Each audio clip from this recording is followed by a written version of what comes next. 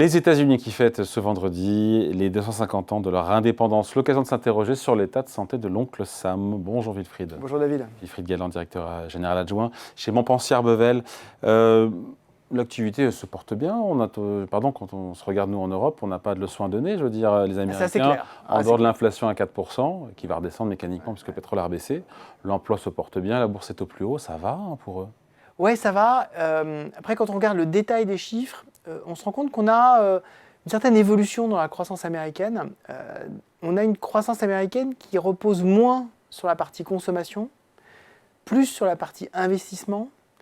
Et quand on regarde le détail de la consommation, on se rend compte que les ménages ont de plus en plus de mal à faire de grosses dépenses. Et donc, ce qu'on voit, c'est que l'économie américaine, qui était assez équilibrée, entre un consommateur qui était extrêmement agressif dans son comportement et des entreprises qui étaient également agressives dans leurs investissements, et ça nous donnait un élan. Dans le bon sens du terme. Oui, voilà. Quoi.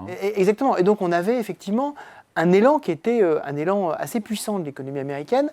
On conserve une bonne dynamique américaine, mais cette dynamique ne repose plus désormais quasiment que sur le seul pilier investissement. Quand on regarde les chiffres du premier trimestre, c'est assez clair. Mais la consommation est en croissance de combien aujourd'hui aux États-Unis? La consommation, en fait, quand on regarde sur le premier trimestre, on est sur une consommation qui est en hausse de l'ordre de 1,2-1,3%. À l'échelle américaine, c'est sûr que c'est... À l'échelle américaine, c'est pas énorme. Et pourquoi? Parce que on voit que la dynamique des salaires, des revenus aux États-Unis est en train de baisser par rapport à la dynamique inflationniste. Donc les revenus réels sont défalqués de l'inflation. Exactement. Et donc les Américains tapent dans leur épargne pour pouvoir consommer. Et comme l'épargne américaine est quand même à un niveau faible, voire extrêmement faible, exactement. Historiquement, l'épargne américaine a toujours été faible. Ouais. Oui, alors ça, c'était il y a quand même un certain temps. On est plutôt, quand on regarde les chiffres avant Covid, évidemment étant très particulier, on est plutôt entre 4 et 5%. Ouais. Alors, 4 et 5%, on considère que c'est... 4 à 5% du revenu disponible. Nous, on est à 17 ou 18 en France. Voilà, exactement. Là, on est vraiment sur des chiffres qui sont extrêmement faibles, 2%. Et surtout, ce qu'on voit, c'est qu'effectivement, en termes de dynamique et de volonté de consommer dans les enquêtes d'opinion qui sont à destination des consommateurs, que ce soit l'Université du Michigan, que ce soit le Conference Board, en fait, on n'a pas de volonté de faire des achats supplémentaires, on n'a pas une projection dans l'avenir qui est à la hauteur de ce qu'on avait l'habitude d'avoir pour ce fameux optimisme américain. On parle des 250 ans, c'est vraiment le... Voilà. C'est peut-être un trou d'air, peut-être que ça va revenir, encore qu'on ne voit pas trop les catalyseurs pour que la consommation reparte de manière plus robuste. Le trou d'air, vous avez totalement raison, le trou d'air, c'est, comme toujours, le trou d'air, il est largement lié effectivement à la situation géopolitique et au fait qu'on avait une augmentation des prix du carburant aux États-Unis qui pesait sur le pouvoir d'achat américain. Néanmoins, quand on regarde effectivement cette espèce de socle qui normalement est le socle salarial, qui repose sur un marché de l'emploi dynamique et donc qui repose sur cette volonté d'aller de l'avant de la part des citoyens américains, en fait on l'a de moins en moins et on l'a de moins en moins parce que on voit que les entreprises sont beaucoup plus prudentes sur leur projection, en particulier leur projection de marge bénéficiaire. On voit que les augmentations de prix à la production aux États-Unis commencent à être quand même très importantes. On est à plus de 4% en termes de projection sur le deuxième trimestre. Ça nous donnerait des marges qui sont au mieux en train de se stabiliser et donc une priorité est donnée à la prudence par les entreprises et ça se voit dans la consommation. Aujourd'hui, seul l'investissement dans l'écosystème de l'IA, donc l'écosystème tech, tient la croissance aux États-Unis. C'est vraiment ça qui tient la croissance. Et donc, c'est forcément fragile quand vous n'avez qu'un seul moteur. 1,5 à 2% aux États-Unis. Exactement. On est autour de 2% aujourd'hui. Alors, évidemment, par rapport à l'Europe. Oui, pardon. Non, mais c'est très bien. Mais on avait en projection plutôt entre 2,5 et 3%. Sur l'année précédente aux États-Unis. Quand on regarde ce que fait la Fed d'Atlanta, on voit vraiment que les chiffres sont en train de baisser progressivement. C'est l'indicateur instantané du PIB. Sont en train de baisser progressivement. Donc il faut se relancer.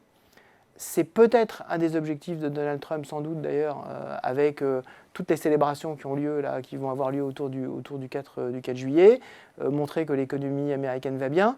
On dépend de plus en plus aussi de la bonne santé du marché financier. C'est-à-dire l'effet richesse aux États-Unis est très important, en particulier pour les 10% de la population qui possède les 90% d'actions dans les mains des particuliers américains.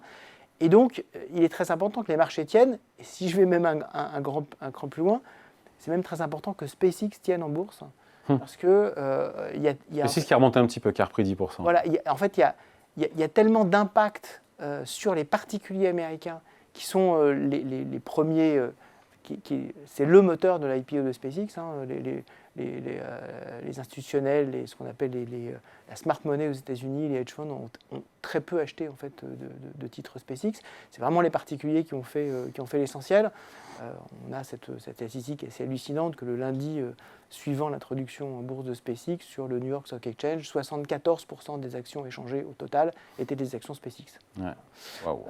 Et donc effectivement, c'est très important que cette dynamique-là tienne, en tout cas ne s'effondre pas pour pas qu'on ait un effet domino aux États-Unis, parce que la croissance devient un peu plus fragile et que si on n'a pas de la foi dans l'intelligence artificielle et ce qu'elle va apporter, y compris financièrement, on pourrait avoir un problème un peu plus important. Donc il y a un début timide de doute sur l'économie américaine qui quand même nous a largement surpris positivement tout le temps. Tout à fait. Et qui, voilà. Il faut garder toujours cet optimisme chevillé au corps parce que l'économie américaine a montré ses capacités de rebond. Mais ce qu'on voit, c'est que la réserve, par exemple, la réserve fiscale américaine, souvent, lorsque la consommation commence à faiblir un peu, les responsables politiques américains sortent un plan de soutien fiscal, soit vis-à-vis des entreprises, soit vis-à-vis des ménages, pour justement arriver à booster ça. La situation politique américaine, qui est extrêmement fragmentée, avec une popularité du président qui est faible, historiquement, ne permet pas d'envisager un tel plan de relance. Et puis à un moment, vous avez les taux quand même. C'est-à-dire que les taux d'intérêt aux États-Unis, certes, ils ont baissé. Hein, on est aujourd'hui autour de 4,60, 4,50, 4,60. Sur les taux à 10 ans américains. Sur les taux à 10 ans américains. Mais on n'est plus sur des niveaux de 3,50 qui permettaient de se dire finalement tout va aller bien. Or, ce taux-là, pourquoi on en parle beaucoup de ce taux à 10 ans? Non seulement parce qu'il finance la dette américaine, mais c'est sur le taux à 10 ans et plus encore sur le taux à 30 ans que sont indexés les prêts hypothécaires américains et donc tout le secteur immobilier américain. Et il se porte comment d'ailleurs? Le secteur immobilier américain est en train de faiblir en termes de nombre de volumes de transactions.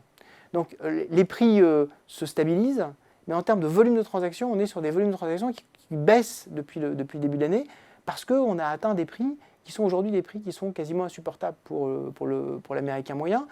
Et alors je parlais de l'IPO de SpaceX, on a un effet marché qui est très important sur justement quelques pans de l'immobilier, mais qui tirent l'immobilier à la hausse. Et aujourd'hui, quand vous regardez les newsletters des agents immobiliers américains, en particulier spécialisés dans le haut de gamme, mais pas que, tout ce qu'ils appellent la Beach Valley, donc en fait entre Santa Barbara au nord de Los Angeles et Long Beach au sud de Los Angeles, est en train d'avoir une augmentation très forte des demandes pour avoir des résidences secondaires au bord de la mer, de personnes ayant bénéficié directement de la IPO de SpaceX et qui effectivement se retrouvent multimillionnaires quasiment, voire dizaines de millionnaires du jour au lendemain. Et donc on a, non seulement dans cet endroit des États-Unis, mais dans d'autres endroits, des poches qui tiennent très très fortement, mais qui en termes de volume ne permettent pas aux Américains de se projeter dans un investissement immobilier. Et ça, là aussi pour la croissance, c'est un peu embêtant.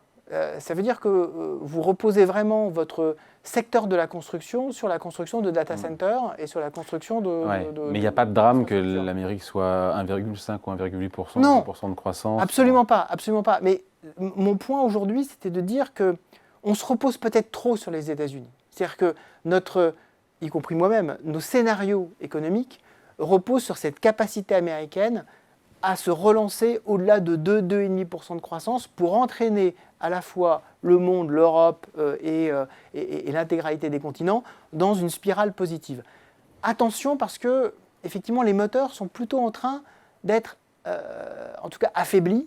Ce qui pourrait sauver les moteurs économiques américains, c'est le fait qu'on a une anticipation aujourd'hui de taux plutôt à la hausse de la part des marchés, que quand on regarde sur la Fed, et que quand vous le disiez, comme vous le disiez si justement, en fait, l'inflation américaine elle est en train de baisser. Oui. Quand on regarde hors secteur de l'immobilier, qui est un secteur très particulier, quand on fait des calculs aux États-Unis d'inflation, on intègre des espèces de projections, de simulations de locataires qui seraient propriétaires, c'est absolument incompréhensible. Donc si on enlève ça, on est autour de 2,2-2,3% sur la partie corps, hors services immobiliers aux États-Unis.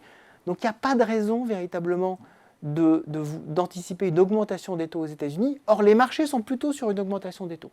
Quand on regarde les anticipations de taux des marchés, non seulement de la Fed, mais même des taux à 5 ans, des taux à 10 ans, ils sont plutôt en train de dire on va aller vers une augmentation de taux. Je pense que ça va se renverser et ça va aider effectivement à la fois l'économie et les marchés à tenir.